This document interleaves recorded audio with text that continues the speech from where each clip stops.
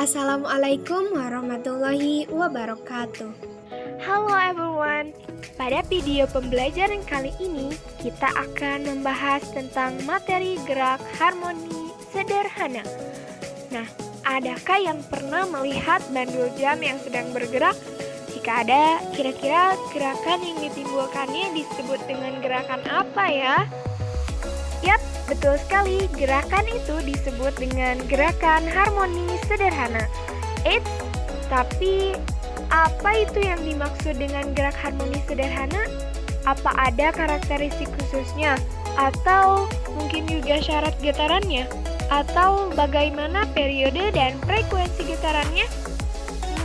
Penasaran kan? Yuk kita simak dan ikuti pembahasannya bersama Teh Anita Rahmanullah, Teh Khaleda Zia Arishandi, Kang Randy, dan Kang Sudrajat.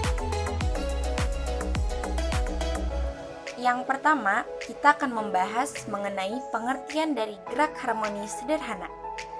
Apa itu gerak harmoni sederhana?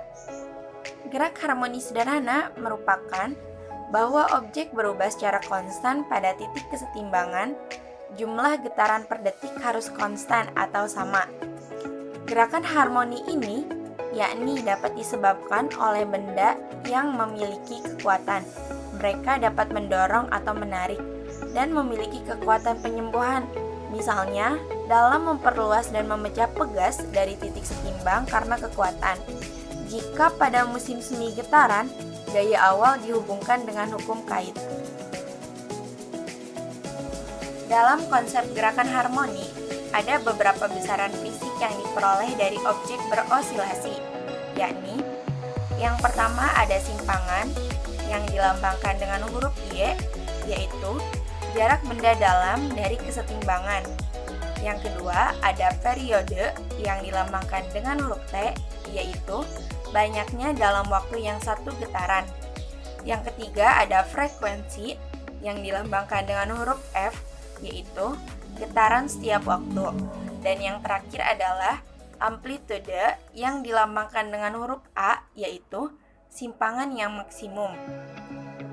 Dengan materi ini, adanya berbagai kondisi sebagai terjadinya suatu fenomena yang disebut sebagai gerakan harmonik sederhana, yakni yang pertama adalah getaran berkala, yang kedua, arah mempercepat atau memaksa aksi menuju keseimbangan, yang ketiga, dimungkinkan untuk mengembalikan getaran, dan yang terakhir adalah ada inersia yang dapat menyebabkan overshoot atau melewati posisi dalam adanya suatu keseimbangan.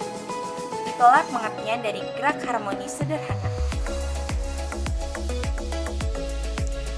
Pembahasan kedua yaitu mengenai karakteristik gerakan gerak harmonik sederhana. Berikut ini merupakan karakteristik dari gerakan harmoni sederhana. Yang pertama, simpangan.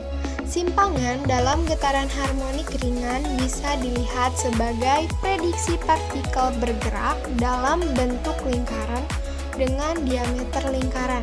Secara umum, rumus untuk penyimpangan dalam gerakan adalah sebagai berikut. Y sama dengan simpangan getaran dengan satuan M, T sama dengan periode dalam satuan second, omega sama dengan kecepatan sudut dalam satuan radius per second, F frekuensi atau hertz, A sama dengan amplitudo atau simpangan maksimum dengan satuan meter. B. Kecepatan. Kecepatan adalah turunan dari posisi pertama. Untuk gerakan harmonik sederhana, kecepatan yang dapat diturunkan dari turunan pertama dari rumus deviasi.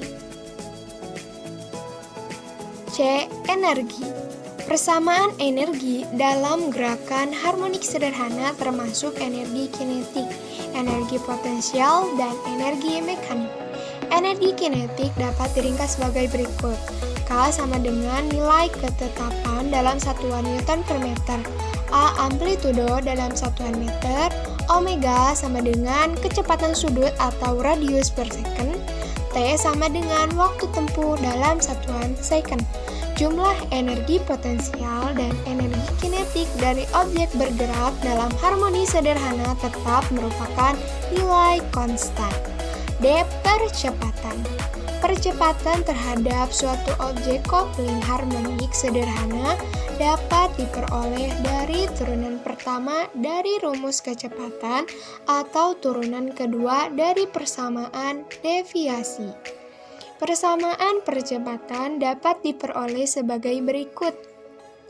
Deviasi maksimum memiliki nilai yang sama dengan amplitudo atau Y sama dengan A. Oleh karena itu, percepatan maksimumnya ialah AM sama dengan min AW. Nah, itulah macam-macam karakteristik dari gerak harmoni sederhana, yaitu simpangan, kecepatan, energi, dan percepatan. Selanjutnya, yang ketiga kita akan mencari tahu tentang syarat-syarat dari getaran harmoni sederhana. Jika kita ingin menentukan gerak harmoni sederhana, maka getaran itu harus memiliki syarat berikut ini. Yang pertama ada gerakan periodik atau mundur. Yang kedua, gerakannya selalu melewati posisi keseimbangan. Yang ketiga, mempercepat atau memaksakan efek pada objek yang sebanding dengan posisi atau dalam penyimpangan objek. Dan yang keempat, arah akselerasi atau gaya yang bekerja pada suatu benda menciptakan keseimbangan. Sekian syarat-syarat dari gerak harmoni sederhana. Dan yang keempat, kita akan membahas tentang periode dan frekuensi getaran harmoni. Nah, adapun berbagai periode dan frekuensi dalam getaran ini, diantaranya ialah sebagai berikut. Yang pertama A, periode dan frekuensi pendulum sederhana. Sebab pendulum sederhana terdiri dari massa yang digantungkan di ujung teliringan atau massa terabaikan dari satu. Ketika beban ditarik ke satu sisi dan dilepaskan, beban memecah titik kesetimbangan ke sisi lainnya. Jika amplitudo ainon rendah, pendulum menciptakan getaran harmonis. Frekuensi dan frekuensi osilasi di pendulum sama dengan di musim semi. Artinya, waktu dan frekuensi dapat dihitung dengan membandingkan kekuatan pemulihan dan sentripetal. Yang kedua B, periode dan frekuensi sistem pegas. Padahal gerakan harmonik adalah gerakan yang melingkar tidak beraturan di salah satu gelombang utama. Oleh karena itu, waktu dan frekuensi dalam pegas dapat dihitung dengan menambahkan gaya pemulihan F sama dengan min Kx dan gaya sentripetal F sama dengan min 4 V2 MF 2X. Durasi dan frekuensi sistem beban pegas hanya bergantung dalam suatu massa dan konstanta pegas. Itulah periode dan frekuensi dari gerak harmoni sederhana.